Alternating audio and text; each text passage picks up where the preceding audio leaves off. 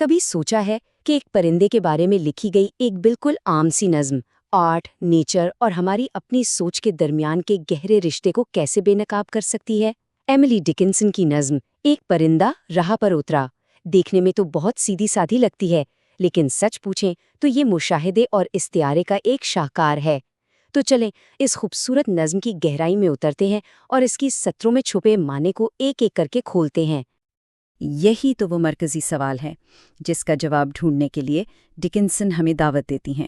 جیسے جیسے ہم اس نظم میں آگے بڑھیں گے، ہم دیکھیں گے کہ شاعرہ کس طرح ایک معمولی سی ملاقات کو استعمال کر کے اپنے ارد گرد کی دنیا اور اس دنیا کو لفظوں میں قید کرنے کی کوشش یعنی آرٹ، اس کے بارے میں کچھ غیر معمولی سچائیاں سامنے لاتی ہیں۔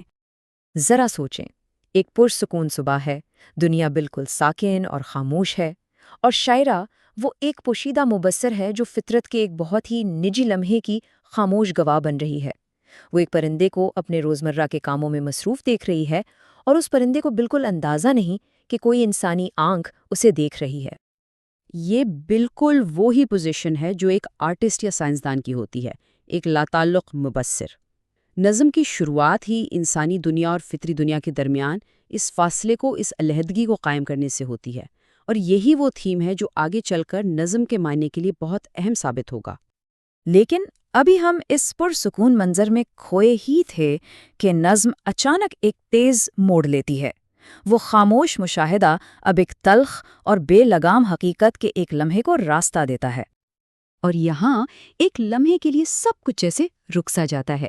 پرندے کی یہ اچانک اور بالکل ٹھیک نشانے پر کی گئی حرکت ایک سسپینس پیدا کرتی ہے، ایک ناگزیر نتیجے سے پہلے ایک چھوٹا سا وقفہ۔ اور یہ رہا وہ لمحہ، فطرت کی بے رحم غیر جذباتی حقیقت۔ ایک ہی پل میں وہ پرامن تصویر بکھر جاتی ہے، اور اس کی جگہ بقا کا وہ خام بنیادی عمل لے لیتا ہے جسے ہم اکثر نظر انداز کر دیتے ہیں۔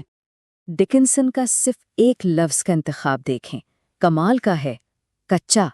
یہ ایک ایسا لفظ ہے جو شائستگی کے ہر وہم کو ختم کر دیتا ہے۔ یہ ہمیں ان بے لگام بنیادی طاقتوں کو دکھاتا ہے جو اصل میں فطری دنیا پر حکمرانی کرتی ہیں۔ یہ کھانا نہیں تھا، یہ ایک فتح تھی۔ اور اب یہاں ڈکنسن ایک بہت ہی دلچسپ تضاد ہمارے سامنے رکھتی ہیں۔ جیسے ہی ہم نے پرندے کی وحشی فطرت کو دیکھا، وہیں وہ ایک حیران کن اور نازک نفاست کا مظاہرہ بھی کرتا ہے۔ سوال یہ ہے کہ یہ دو متضاد خصوصیات ایک ہی مخلوق میں کیسے ہو سکتی ہیں؟ یہاں دیکھیں یہ دگلاپن کتنا واضح ہے۔ ایک طرف وہ وحشی شکاری ہے، اور دوسری طرف ایک ایسی مخلوق جس میں تقریباً شاہی آداب ہیں۔ ڈکنسن نے کمال مہارت سے ان دو پہلوؤں کو ایک ساتھ بنا ہے، اور ہمیں مجبور کیا ہے کہ ہم جنگلی اور مہذب کی اپنی سادہ تعریفوں پر دوبارہ غور کریں۔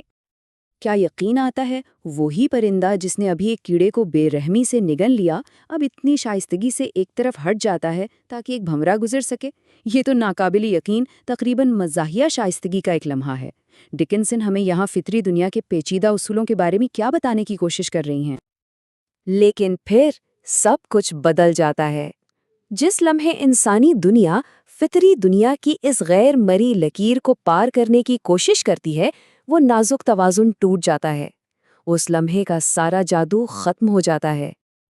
یہ پورا سلسلہ انسانوں اور فطرت کے درمیان کی بنیادی غلط فہمی کو ظاہر کرتا ہے، جسے شاعرہ مہربانی کا عمل سمجھ رہی ہے، پرندہ اسے خطرہ سمجھتا ہے۔ ان کی دنیاؤں کے درمیان ایک ایسی رکاوٹ ہے جسے پار نہیں کیا جا سکتا، ایک ایسا جنگلی پن ہے جسے ایک سادہ سی پیشکش سے قابو نہیں کیا جا سکتا۔ اب پرندے کی جو پرواز ہے وہ صرف ایک فرار سے کہیں زیادہ ہے۔ یہ ایک تبدیلی ہے۔ یہ گوشت اور پروں کے ایک جسمانی وجود سے بالکل مختلف چیز میں بدل جاتا ہے، ایک خیال، ایک علامت، شاعری کا ایک ٹکڑا۔ تو اس کمال کی تبدیلی کو بیان کرنے کے لیے ڈکنسن شاعری کے سب سے طاقتور اوزاروں میں سے ایک کا رخ کرتی ہیں، استعارہ۔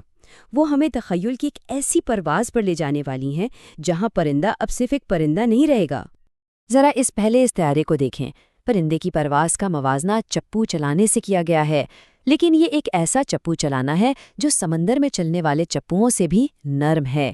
ذرا تصور کریں ایک ایسی حرکت جو اتنی طاقتور ہو لیکن اتنی خاموش، اتنی رواں کہ اپنے گزرنے کا کوئی نشان بھی نہ چھوڑے۔